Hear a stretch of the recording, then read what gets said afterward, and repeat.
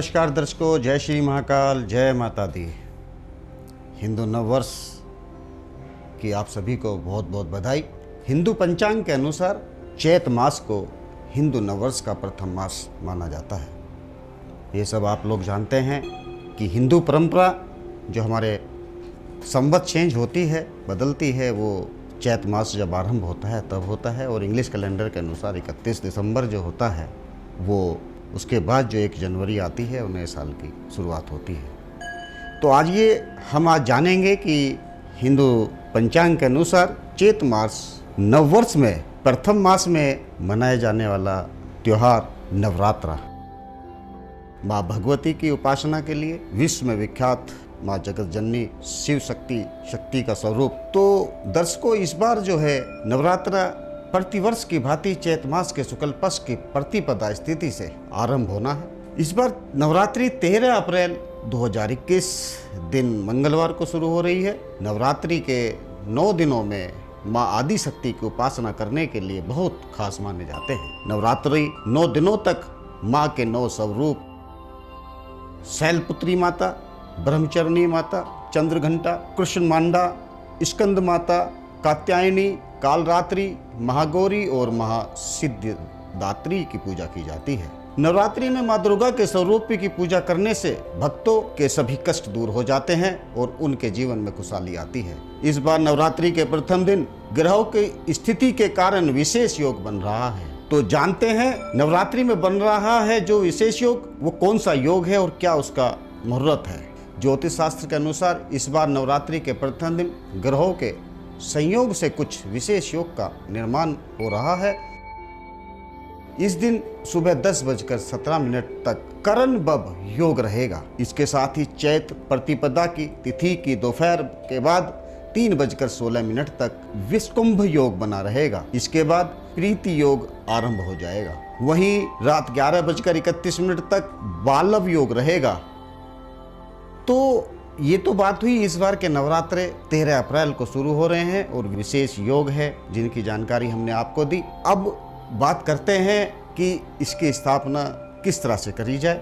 दर्शकों, बहुत से पुरानी कथाओं के अनुसार, बहुत से ग्रंथों के अनुसार हम लोगों को ये तो पता है कि नवरात्रि का जो त्यौहार है वो किस प्रकार मनाया जाता है।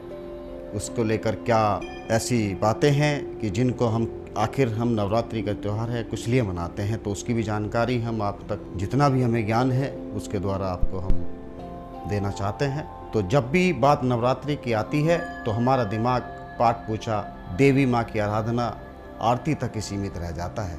लेकिन क्या आप जानते हैं कि नवरात्रि का त्यौहार क्यों मनाया जाता है? इसकी मान्यता क्या है? सदियों से हम नवरात्रि का त्यौहार मनाते आ रहे हैं, व्रत रखते आ रहे हैं। देश के अलग अलग राज्यों में, अलग अलग कोनों में अलग अलग प्रकार से नवरात्रि मनाए जाते हैं। देश के अलग अलग हिस्सों में अलग अलग तरीके से इस त्यौहार को मनाया जाता है। कहीं कुछ लोग पूरी रात गरबा और आरती कर नवरात्रि के व्रत रखते हैं, तो वहीं कुछ लोग व्रत और उपवास रखकर माँ दुर्गा और उसके 9 स्वरूपों की पूजा करते हैं। लेकिन इस नवरात्रि के पीछे असल कहानी क्या है, इसकी जुड़ी एक पुरानी कथा है।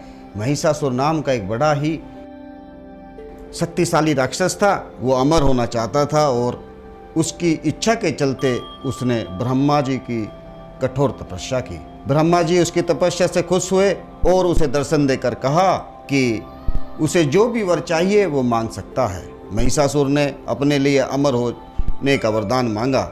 महिषासुर की ऐसी बात सुनकर ब्रह्मा जी बोले, जो इस संसार में पैदा हुआ है उसकी मौत निश्चित है, इसलिए जीवन और मृत्यु को छोड़कर जो चाहे मांग लो। ऐसा सुनकर महिषासुर ने कहा, ठीक है प्रभु, फिर मुझे ऐसा वरदान दीजिए कि मेरी मृत्यु ना तो किसी देवता या असुर के हाथों हो और ना ही किसी मानव के हाथों, अगर हो तो किसी स्त्री के हाथों हो।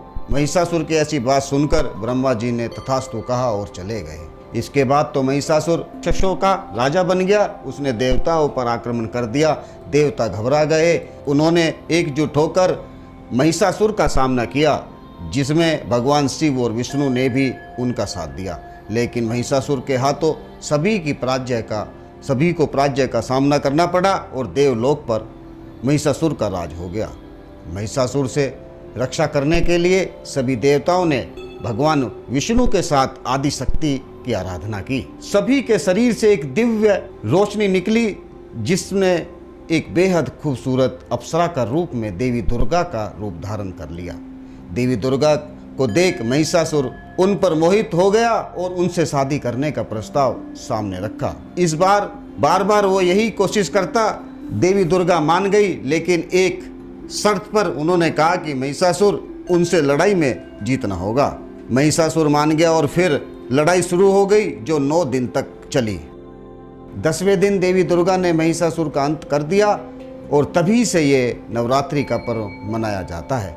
नवरात्र शब्द में नव संख्यावाचक होने से नवरात्र के दिनों की संख्या 9 तक ही सीमित हो जानी चाहिए, लेकिन ऐसा नहीं है। कुछ देवताओं ने 7 दिनों के तो कुछ देवताओं ने 9 या 13 दिनों के नवरात्र हो सकते हैं। समानतः कुल देवता और इष्ट देवताओं का नवरात्र संपन्न कराने का कुलाचार है।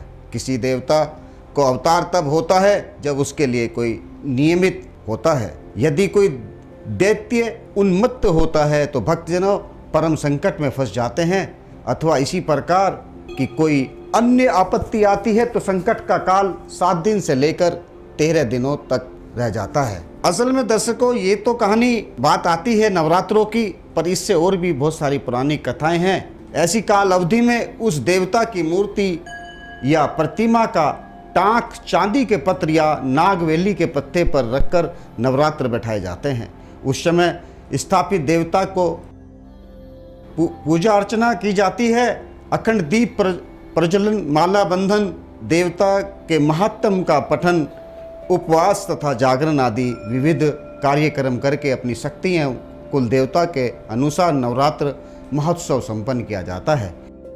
यदि भक्त का उपवास हो तो भी देवताओं को हमेशा की तरह अन्न का नैवेद्य देना ही पड़ता है। इस काल अवधि में उत्कृष्ट आचार के एक अंग के स्वरूप हजामत न करना और बड़े ब्रह्मचर्य का पालन करना होता है। असुरों के नाश का पर्व नवरात्र मनाने के पीछे बहुत सी रोचक कथाएं प्रचलित होती हैं। कहा जाता है कि दैत्य गुरु शुक्राचार्य के कहने पर दैत्यों ने घोर तपस्या कर ब्रह्मा जी के प्रसन्न किया और वर मांगा कि उन्हें कोई पुरुष जानवर उनके शस्त्र न मार सके। ऐसा वरदान मिलते ही असुर अत्याचार करने लगे। तब देवता शुल्क प्रतिपदा के 9 दिनों तक देवी के आह्वान पर असुरों के संहार के लिए मां पार्वती ने अपने अंश में 9 रूप उत्पन्न किए। सभी देवताओं ने उन्हें अपने शस्त्र देकर शक्ति संपन्न किया। इसके बाद देवताओं ने असुरों का अंत किया।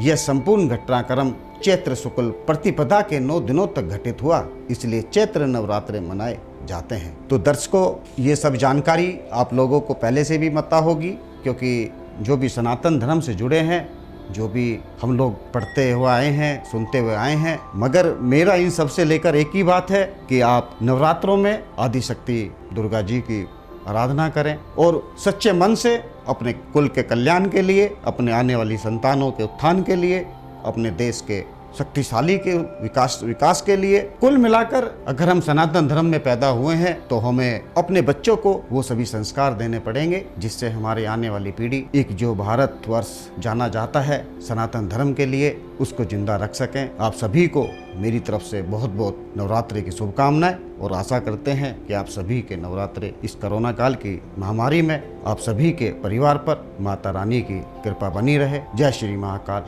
जय माँ भगवती।